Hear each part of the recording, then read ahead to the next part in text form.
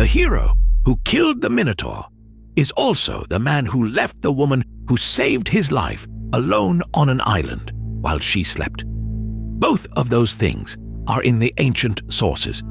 We just learned to remember only one of them. That is the problem with Theseus. He is the founding hero of Athens, the prince who walked into the labyrinth and walked back out, and the Athenians needed him to be clean. So, the version that survived in school books is the polished one, but the older texts, the ones the Athenians themselves wrote down, keep something darker on the page.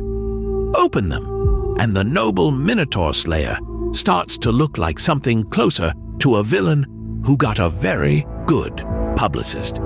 So here is the honest story, marked line by line, source by source.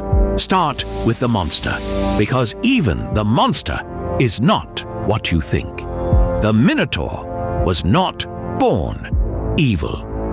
According to the standard mythological handbook attributed to Apollodorus, King Minos of Crete prayed to Poseidon for a magnificent bull as a sign of favor and promised to sacrifice it back to the god. The bull came. It was so beautiful that Minos kept it for himself and sacrificed a lesser one instead. So Poseidon, to punish the king, made Minos' own wife, Queen Pasiphae, fall in love with the bull. The Minotaur was the child of that curse. Half man, half bull, born from a punishment that was never his fault. The creature in the maze is, in the source, a victim of a god's revenge and a king's greed. Hold on to that, because it is the pattern of this whole story.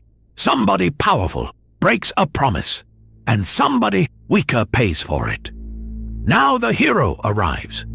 Athens has been forced to send young men and women to Crete as food for the Minotaur, and Theseus volunteers to end it. He sails into Crete, and there the daughter of King Minos, a young woman named Ariadne, sees him and falls in love, and she makes a choice that dooms her. She gives Theseus a ball of thread so he can tie it at the entrance and find his way back out of the labyrinth. Without Ariadne, there is no escape. Without Ariadne, the great hero of Athens dies in the dark, and you have never heard his name. She does not just help him. She is the only reason the legend exists. He kills the Minotaur. He follows the thread back out. He takes Ariadne and sails away, as he promised. And then, on the island of Naxos, the story does the thing the school books skip. He leaves her there. Apollodorus says it plainly. While Ariadne is asleep, Theseus abandons her on the island and sails on without her. The woman who handed him the thread that saved his life wakes up on a beach and watches his ship grow small on the horizon. Some versions soften it, claiming the god Dionysus wanted her, so Theseus had to give her up. That is the excuse the tradition offered later. The oldest blunt account simply has him leave. And we are not guessing about how that felt, because a Roman poet put us inside her head. In a poem by Catullus, written in the 1st century before Christ, Ariadne stands on the shore of Naxos and pours out one of the most devastating laments in all of ancient literature. She calls Theseus faithless. She remembers giving up her home, her family, everything, for a man who repaid her by sailing away while she slept. The poet has her cry out that he carried home his promises on the same wind that carried off his lies. That is not a modern reinterpretation. That heartbreak was written down 2,000 years ago by people who knew exactly what their hero had done. So why do we still call him noble? Because the next thing that happens lets Athens turn his cruelty into tragedy. Theseus had agreed with his father, King Aegeus, on a signal. He had sailed to Crete under a black sail, the color of mourning. If he survived, he would raise a white sail on the way home, so his father could see from the cliffs that his son was alive. Theseus forgets to change the sail. His father, watching the sea from the heights of Athens, sees the black sail coming and believes his son is dead. In his grief, Aegeus throws himself from the cliff into the water and drowns. And here is the line that makes this myth impossible to forget. That body of water, the sea that swallowed the heartbroken father, is the Aegean. The Aegean Sea is named after Aegeus. Every time you say its name, you are repeating the name of a man whose son's carelessness killed him. A forgotten sail, a father dead, a sea named after the grief. The sources do not tell us Theseus meant it, but they do not let him off either. And his story does not end there, which is the part that really breaks the heroic image.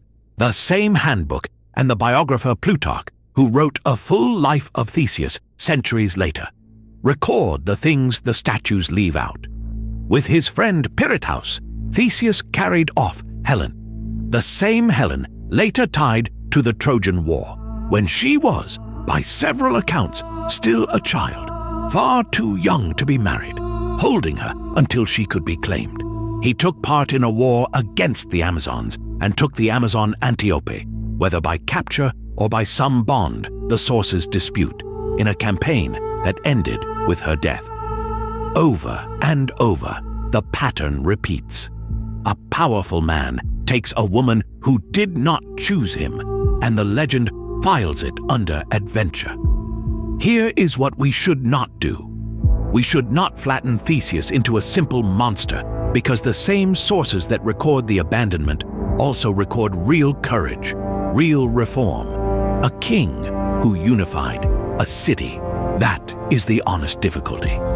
He is not the villain instead of the hero. He is both at once, and the ancient writers knew it. Plutarch himself, writing the life, openly worries that he is comparing a half-legendary figure to real history and tries to strip away the fable to find the man. Even his own biographer was uneasy. What changed was not the evidence. What changed was the marketing. Athens wanted a founder, so the city kept the labyrinth and the Minotaur, the clean victory, and let the sleeping woman on Naxos quietly fade to a footnote. The hero you were handed is real. He is just edited. So which Theseus is real? The one who walked into the dark to save strangers, or the one who sailed away from the woman he owed everything to? Honestly, both. And a myth that only shows you the brave half is not history. It is a monument. And monuments are built to make us look up, not to make us look closely. The clickbait version says Theseus was secretly evil all along. The real story is harder and sadder than that. He was a hero who did genuine good and genuine harm, and a culture that decided to remember only the good, because the good was the part that flattered them. The monster in his story was an innocent born of a curse. The woman in his story saved him and was abandoned for it. And the sea still carries the name of the father he forgot. That is what this channel is for. Real myths marked honestly. What the sources say, what the legends added, and where the experts still argue. One question before you go. When we turn a flawed person into a hero, who is the Ariadne we leave asleep on the beach so the story stays clean? New myths told honestly every week. So subscribe and you won't miss the next one. And tell me in the comments, whose myth should we tell honestly next? The hero or the one history left behind?